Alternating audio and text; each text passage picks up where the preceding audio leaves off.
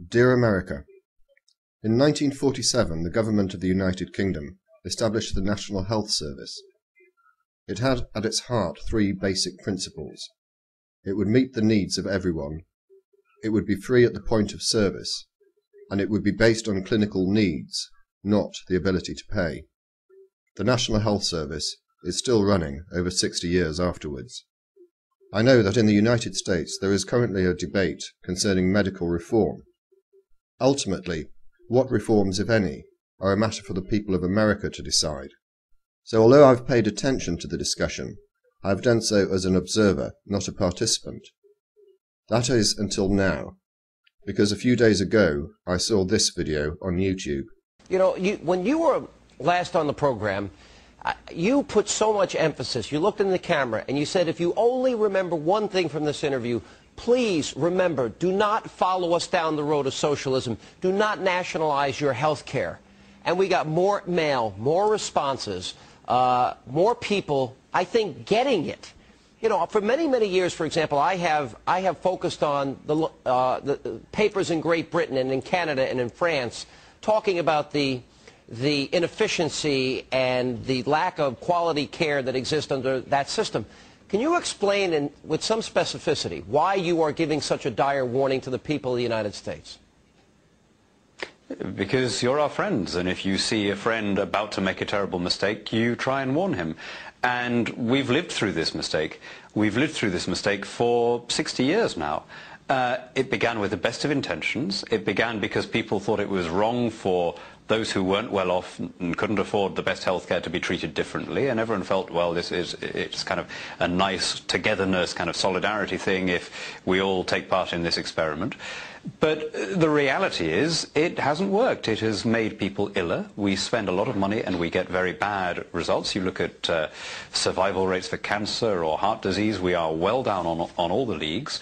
We have very few doctors. We disincentivize people from practicing medicine in this country. A lot of our best and brightest doctors emigrate. A lot of them go to North America because there's no market. There's nothing that helps them. And of course, the government for a long time would always say, well, we can just make this work a little bit more if we spend more. So the current government has almost increased by about 80% spending on healthcare.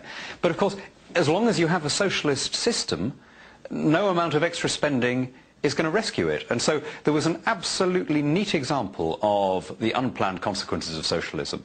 The government decreed centrally that all general practitioners were going to get a big pay rise.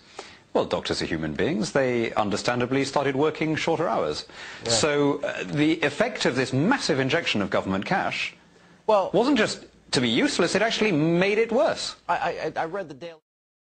I will deal with some of the specific allegations made by Daniel Hannan and Hannity in later videos, but I want to restrict this video to make one point. Hannan's views are not typical of the views of the residents of the United Kingdom, nor of its politicians. Here is John Prescott, the ex-deputy leader of the Labour Party.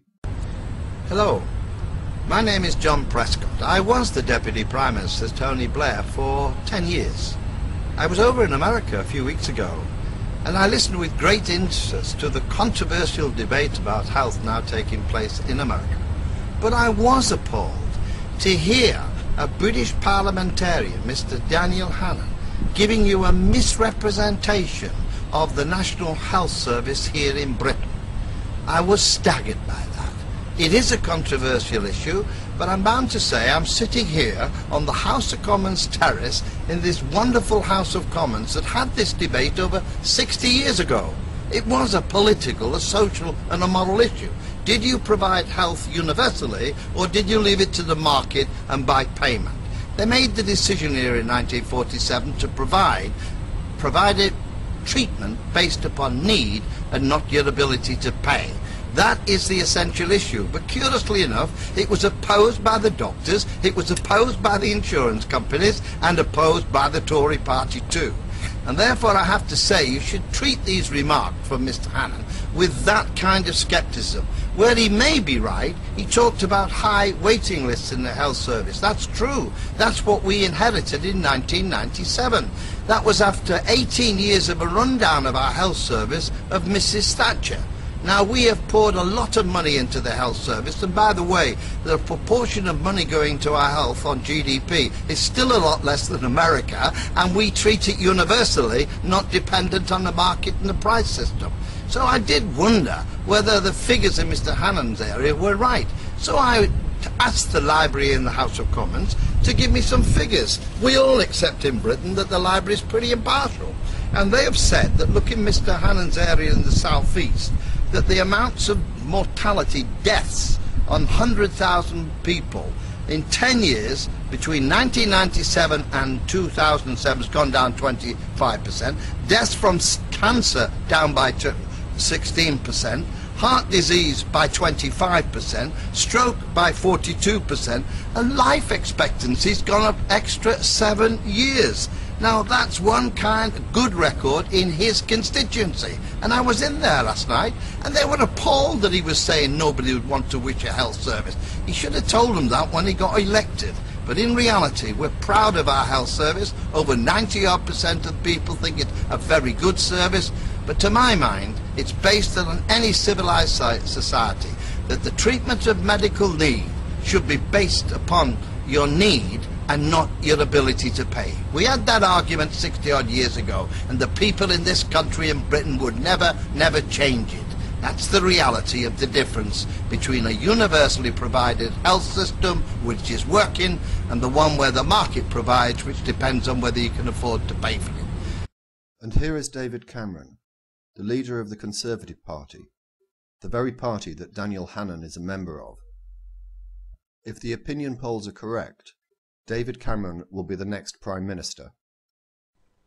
Yesterday I came out straight away and said that I don't agree with Daniel Hannan, and the Conservative Party stands foursquare behind the NHS. We are the party of the NHS, we back it, we're going to expand it, we've ring-fenced it and said it will get more money under a Conservative government, and it is our #1 mission to improve it. If you remember a few conference speeches ago, I said you could sum up our priorities in 3 letters, NHS. That's as true today as it was then. Why did you not come down on him harder? Should he not have been disciplined for his remarks? Well, he does have some quite eccentric views about some things, and political parties always include some people who don't toe the party line on one issue or another issue. But no one should be in any doubt that for the Conservative Party, the NHS is our #1 priority. We'll invest in it, we'll expand it. We think it's a really important and great national institution. The fact that in this country you can go to a hospital, you can go to a family doctor, and they don't ask you how much money's in your bank account, or who you are, or whether you're a man or a woman, or live in the town or the countryside. It's one of our great national institutions, and we want to expand it and improve it. Quite different in America, of course. What do you say to Americans? Have they got the wrong end of the stick? Well, I think every country has to choose its own path and its own health system. We've made our choice in Britain. It's a free national health service available to everyone, irrespective of their wealth, and I think that's the right choice. It works well for us. We need to improve on it. Our health outcomes in terms of survival rates, in terms of things like cancer and stroke and heart disease aren't good enough. We need to do more, but I think we've got the right system and we should stick with it and build on it.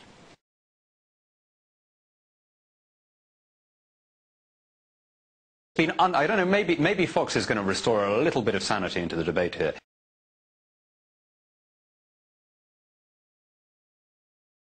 So I hope in America you have a good debate, and I'm sure you will. It is a decision for the American people, but do not base it on the misrepresentation that Mr. Hannan's been giving you to feed the forces of the right in America. You've got the same battle, it's the same moral issue. I wish you well in the debate.